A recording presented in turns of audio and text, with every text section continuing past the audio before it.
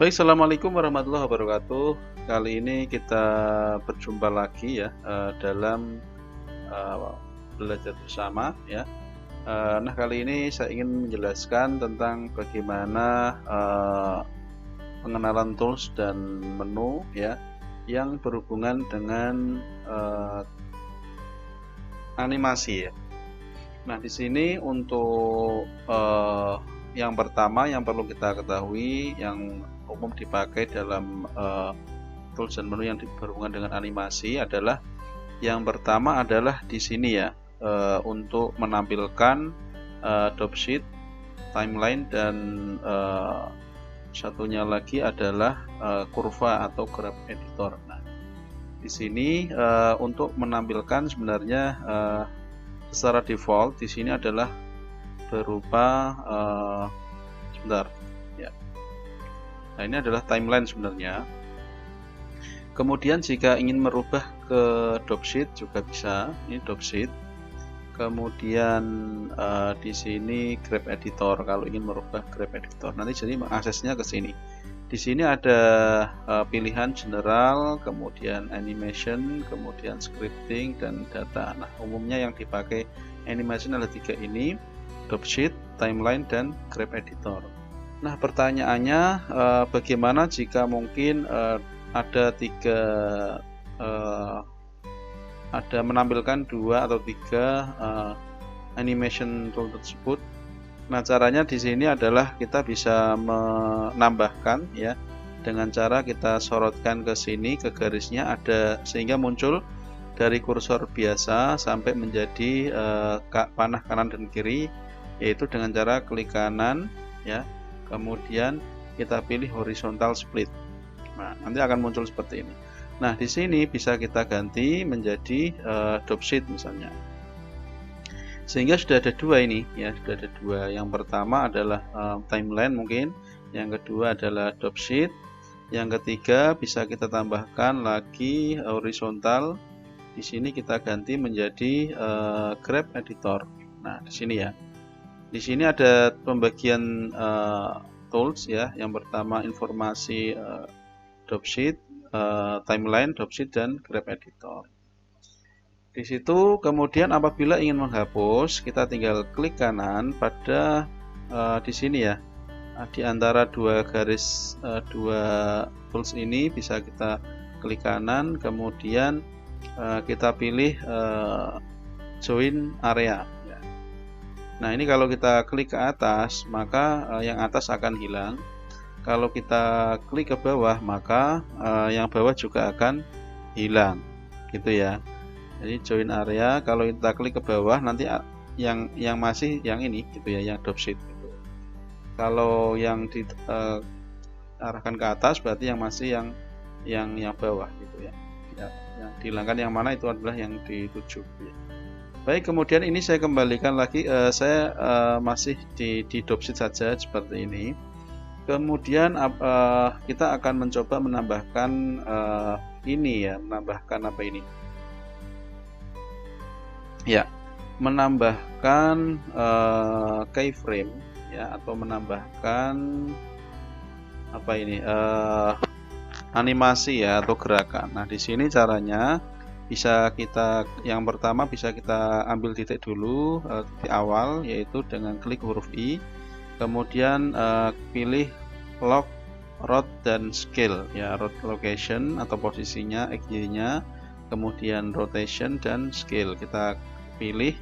Nanti di sini akan ada semacam keyframe ya, seperti itu atau titik.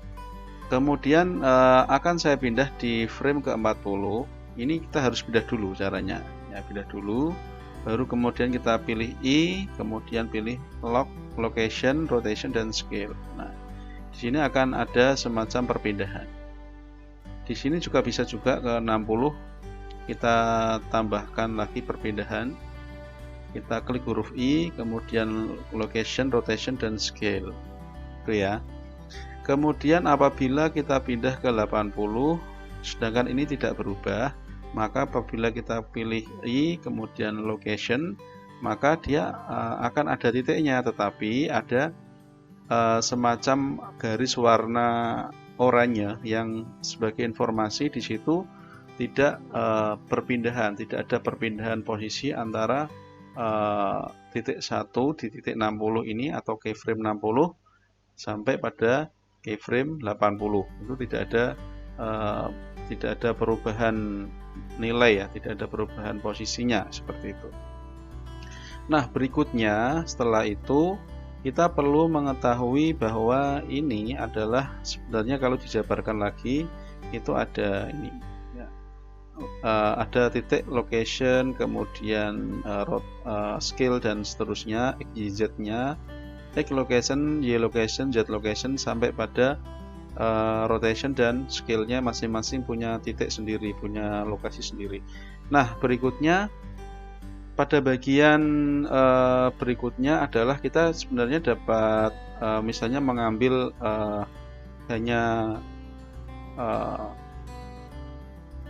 I ya, diambil rekaman direkam I, kemudian hanya memilih location saja. Nah, sehingga ini sebenarnya kalau kita jabarkan ke atas ini, isinya tidak terekam, rotasinya kemudian scale-nya tidak terekam, karena tadi ketika kita mengambil dengan I ya, itu kita hanya memilih location, makanya direkam adalah location-nya saja gitu ya. Nah, apabila kita melengkapi dengan location, rotation dan end scale, maka di sini akan ikut juga gitu ya, antara ada titiknya semua seperti itu. Nah, berikutnya teman-teman kita juga bisa mengotomasi apabila ketika klik huruf I itu otomatis akan location, rotation dan scale-nya otomatis ada. Nah, itu kita bisa klik di sini ya, kita ganti keyframe terlebih dahulu ya. Nah, keyframe timeline ya, timeline. Di sini ada keying. Nah, di sini bisa kita pilih lock, rotation dan scale. Nah, kalau kita klik sudah mengatur ini, maka ketika nanti kita mengambil titik I gitu ya, maka otomatis semuanya akan kerekam, tidak ada pilihannya lagi ya. Tidak ada semacam pilihan kayak tadi, langsung terekam ya. Paham ya? Kalau tadi ini tidak perlu di close ya. Ini ketika kita mengambil titik atau mengambil rekam ya, posisi kita pilih I, masih ada pilihannya itu ya.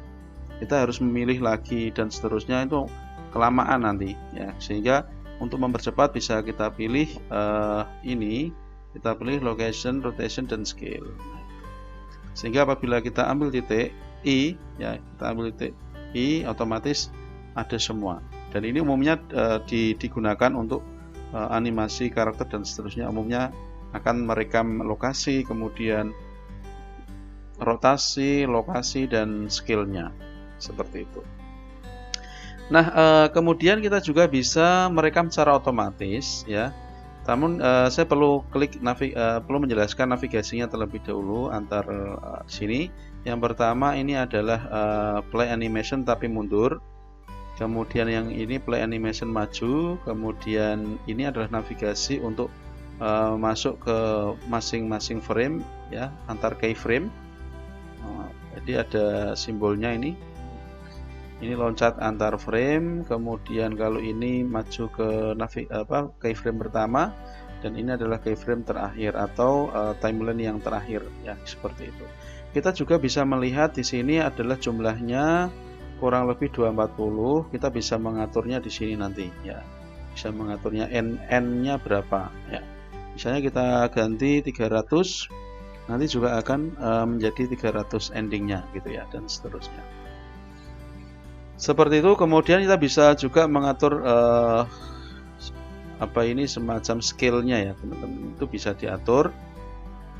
Kemudian yang terpenting ini adalah satu pengganti huruf I tadi, ini bisa kita rekam ya, bisa kita rekam. Yang semula tadi ketika kita pindah tempat itu akan klik huruf I, tetapi kalau dengan ini mode autonya diklik, auto key-nya diklik, maka ketika kita pindah frame, kemudian ini kita jalankan, otomatis akan membuat keyframe sendiri, sehingga kita tidak perlu klik huruf I lagi ya, seperti itu. Nah, kemudian ada lagi ya, yang pertama tadi sudah tentang navigasi ini, ada kemudian auto key. Kemudian yang terakhir adalah bagaimana Pak cara memindah ya, cara memindah atau mengcopy keyframe-nya. Caranya mudah, kita tinggal bisa dengan mode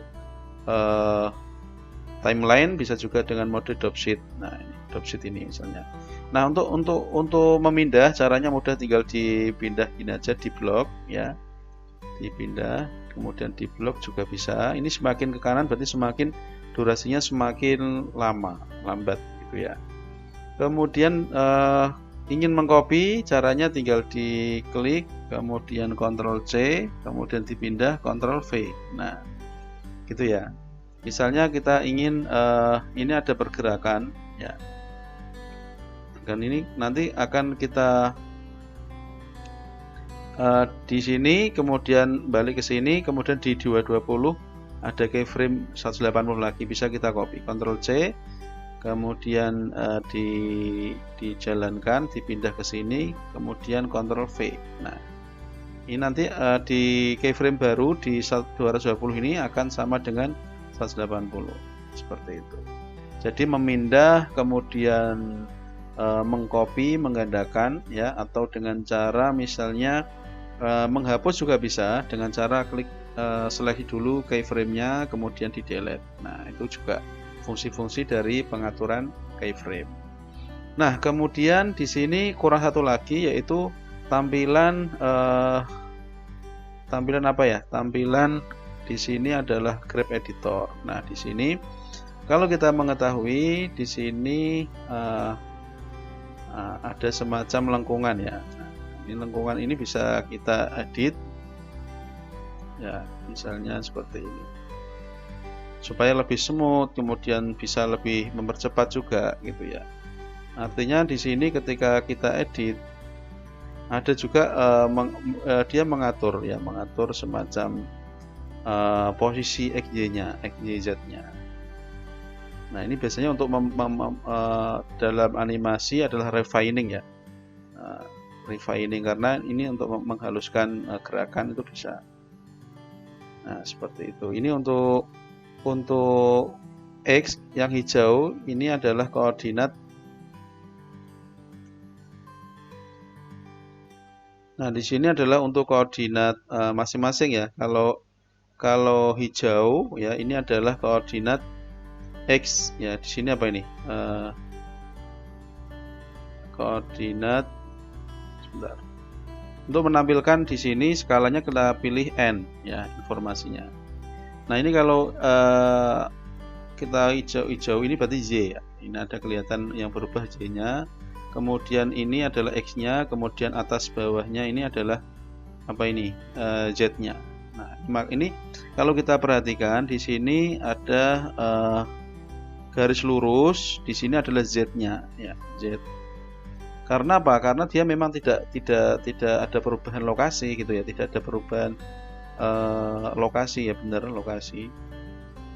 Kalau kita klik huruf X location, maka dia akan tetap berubah karena di sini ya. Di sini karena memang dia gerak ya, makanya ini dia ini juga gerak. Kemudian kalau pilih Y location, maka dia juga akan Y location itu yang hijau ya. Ini sesuai dengan koordinatnya. Kalau ini warna biru adalah di sini informasi dari pergerakan koordinat X, Y. Kalau hijau koordinat Y, kemudian kalau ini ya, kalau yang X location adalah koordinat X, seperti itu. Nah, demikian untuk materi pengenalan tools dan menu ya di